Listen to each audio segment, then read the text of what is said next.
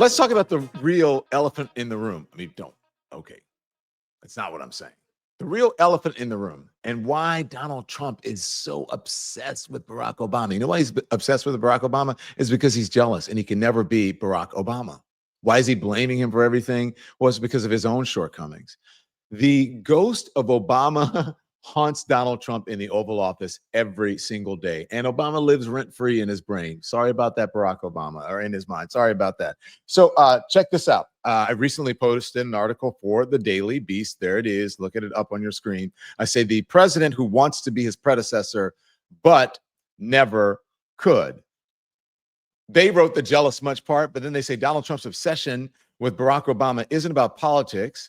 It's about race, it's about resentment, and the lie that white mediocrity deserves power. This is a piece that I think everybody should read because this is way beyond him just trying to scapegoat or blame or distract from the nightmare that has become the whole engulfing fire of Jeffrey Epstein. This is way, way beyond that. And it just didn't start. I mean, a lot of folks have talked about this, but I don't believe in a way and as explicitly and, the way that I did 5 years ago. I want you to check this out. This was 5 years ago during COVID, and Donald Trump was so obsessed with Barack Obama because people were saying that he was not being professional in the way he was handling it. And Obama had left a plan for emergency if there was a pandemic, and Donald Trump tore it up and didn't know what he was doing. And then George Bush spoke eloquently about Barack Obama, and that's just infuriated Trump. And so when I was on the CNN, again, this is 5 years ago, this is what I said. Watch. What is it about President Obama that really gets under your skin? Is it because he's smarter than you? Better educated? Made it on his own? Didn't need daddy's help? His wife is more accomplished? Better looking? I don't know. What is it? What is it about him? That he's a black man that's accomplished, became president? That he punked you on the whole birth certificate thing? What is it about him? Just wondering.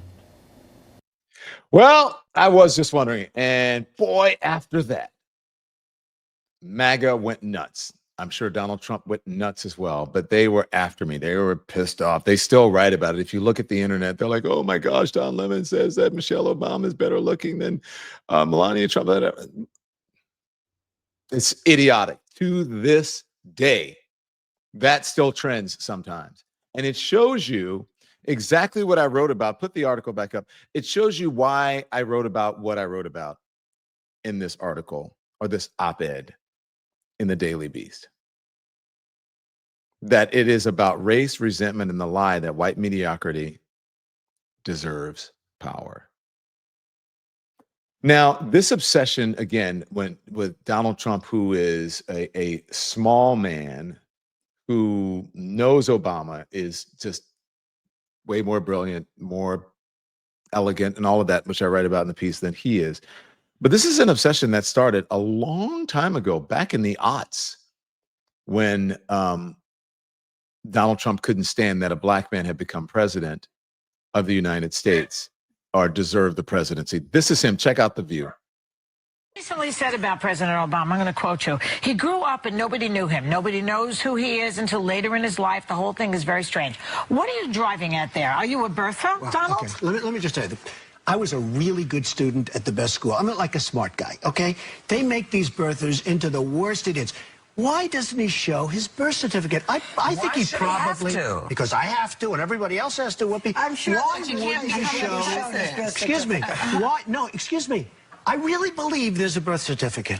Why? Look, she's smiling. Why doesn't he show his birth certificate? And you know what? I wish he would, because I think it's a terrible pall that's hanging over him. He should show his birth certificate. The other thing, if you go back to my first grade, my kindergarten, people remember me. Nobody from those early years. Okay, none of that was true. People that people couldn't remember Barack Obama. That was all BS. In order to become president, you have to do certain things, and of course, Donald Trump didn't listen to any of that. It was not factual. These were birthers. This was all a conspiracy theory. He's been trafficking in conspiracy theories forever, but especially one that is focused on the former president. And again, okay, so this was even before, I believe that this was even before the View interview that he was obsessed. This is, gosh, a while ago. Candy Crowley at CNN. Check it out. And people are trying to figure out, why isn't he giving his birth certificate? It's not a birth certificate. Obsessed. A certificate of live birth, and you can see that one that you have and the one that I brought you, because that's the one that's on the internet and all over the place. It doesn't even have a serial number. It doesn't have a signature. It doesn't have a signature. One that I saw on television has a stamp, but that's not Because a signature. Right, but that's how they Excuse me, do but these. that's not the one that they were showing to everybody. And I just say very simply, why doesn't he show his birth certificate? Why has he spent over $2 million in legal fees to keep this quiet and to keep this silent? Well, a lot of that is misinformation. And if he did have to pay those legal fees, it was because people like you were hounding him over some racist bullshit about a birth certificate. That's why. And then he punked you on it because it turns out he was president. You didn't stop him. And as I write in the piece, that somehow he thought by showing that birth certificate that it would delegitimize Barack Obama and all of Barack Obama's accomplishments and his self-worth and his qualifications to be president would somehow be conferred to Donald Trump. But it doesn't work that way. Support comes from Mint Mobile. Let's be real. Summer should be about cookouts, should be about beach days, swimming, unplugging, not stressing over another outrageous wireless bill. So that's why so many people, including some of my own team, they're switching to Mint Mobile. With Mint, you get the same premium wireless service that you're used to. Same coverage, same speed, but for way less money. And right now, they're offering 3 months of unlimited service. 3 months of unlimited service for just $15 a month. All Mint Mobile plans come with high-speed data and unlimited talk and text on the nation's largest 5G network. And you can keep your phone, you can keep your number, and all of your contact. So my team's been using Mint, and they'll tell you that the quality is just as good as the big carriers. Crystal clear, reliable, and tons of data. This year, skip breaking a sweat and breaking the bank and get this new customer offer and your 3-month unlimited wireless plan for just $15 a month at mintmobile.com/downlemon. That's mintmobile.com/downlemon. Now, I need to tell you, upfront payment of $45 is required. It's the equivalent of $15 a month. It's limited time, new customer offer for 3 months only. Speeds may slow at 35 GB on unlimited plan, and taxes and fees are extra. So check with Mint Mobile for details. Now, before I get into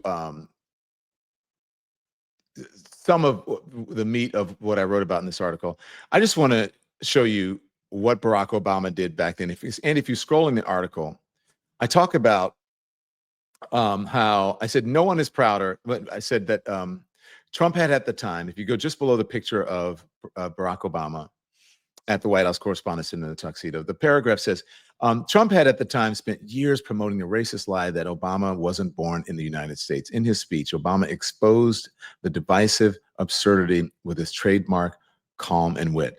So I remember I was, as I write about in this piece, I was not at the White House Correspondents Dinner that year. As I recall, I was anchoring the coverage from Atlanta because it was on a weekend and I was the weekend prime anchor. And so we always covered it because it got great ratings. And so we were all sitting there laughing. I think I had a panel of people around me, if I'm recalling correctly. And so Barack Obama starts with Donald Trump, and the cameras go to him, as they always do, the people in the audience who may be getting roasted. And everyone usually takes it in stride and laughs. They used to roast me and I would just laugh, right? It's what happens. So Barack Obama starts and says, no one is prouder to put this birth certificate matter to rest than the Donald, Obama said. And that's because he can finally get back to focusing on the issues that matter. Like, did we fake the moon landing? What really happened in Roswell? And where are Biggie and Tupac? And then came would you call it a death blow? I'm just metaphorically. Barack Obama said this, and Donald Trump sat stone-faced, infuriated. Watch. All kidding aside, obviously we all know about your credentials and breadth of experience. For example, no, seriously, just recently in an episode of Celebrity Apprentice at the steakhouse, the men's cooking team did not impress the judges from Omaha Steaks. And there was a lot of blame to go around, but you, Mr. Trump, recognized that the real problem was a lack of leadership. And so ultimately you didn't blame Little John or Meatloaf. You fired Gary Busey. And these are the kind of decisions that would keep me up at night. So that joke is still great. He did not smile. Oh my gosh. No one ever really challenged him that way, and especially not Barack Obama, the black man who he tried to take down, but who secretly inside he always wanted to be taking him down like that. And I think I write in here, he had never experienced that, at least not in that America where the tables were turned. If you go to the paragraph before the picture of him and Melania at the 2011 White House Correspondents' Dinner, and it says, the laughter came fast and full, and it did. Not cruel, but it was cleansing. The way truth feels when it finally said aloud. The room saw it, Obama saw it, and Trump felt it. He didn't laugh, he didn't blink. He sat frozen, clenched, seething. Something had shifted. Not in the room, but in him. The moment didn't just bruise his ego, it cracked something open. And this is how I believe we got here today and we are suffering from today. It wasn't the joke that broke him. It was a realization that the world was laughing, not with him. They weren't laughing with him. They were laughing at him. And the man commanding the laughter was black, and his nemesis, and the person he always wanted to be, or wanted to be best friends with, so that it can somehow it would rub off on him. But it didn't. Barack Obama was just elegant, and he's like, yeah, I will be courteous to you. I will be diplomatic. I will be cordial. But I'm never going to hang out with you. And that's why at the funeral that everyone was like, whoa, why is Barack Obama chatting? That just made some people just like struck them the wrong way. But then I realized that, after a while, because I was critical of Barack Obama after that, but maybe Barack Obama, just by being elegant in that moment, just wanted Donald Trump to know, you never got to me, you won't get to me, you will never be me, and I'm just going to always be a classy person. So maybe that was it. And good on you, Barack Obama, for that. So I'd say this is why we're here. What we're witnessing now, the slow collapse of democratic norms and personal vendetta masquerading as leadership, began that night. Not with a joke. No, excuse me, I'm going to say that again. What we're witnessing now, this slow collapse of democratic norms and personal vendetta masquerading as leadership, began that night with a joke and a grudge. And Donald Trump has never gotten over it.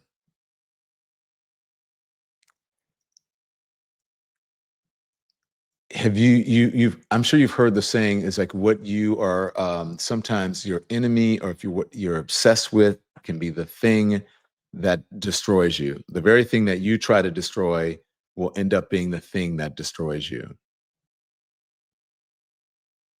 And as I say, if you continue on past the Bronco thing, Trump doesn't want justice, at least out of this whole Epstein thing, right? He wants revenge. He wants to erase the man who reminds him of everything that he could never be. Because the truth, the one that eats away at him, is that Trump is envious of Barack Obama. He always has been. Now, I want to take you to the last paragraph of this because I think it cuts to the meat. Okay? Well, almost the last paragraph, just above the picture of him in the crowd, where I say, Trump demanded Barack Obama's birth certificate because he assumed it could erase his legitimacy, as I said, and confer it onto Donald Trump. But no paper, no title, no presidency will ever give him what Barack Obama earned with brilliance, composure, and a blackness he will never stop fearing. That's what Make America Great Again really means, a longing for the days when men like Trump didn't have to compete with men like Obama, when power was inherited, not earned. Trump wasn't robbed of greatness. He was never great to begin with. Did you hear what I said? He was never great to begin with. And that lie is collapsing now. The fear is showing. The rage is louder. The mask is off. Because here's the truth that America still struggles with and that America still has to face. Black brilliance doesn't need permission to exist. And white mediocrity can no longer count on immunity.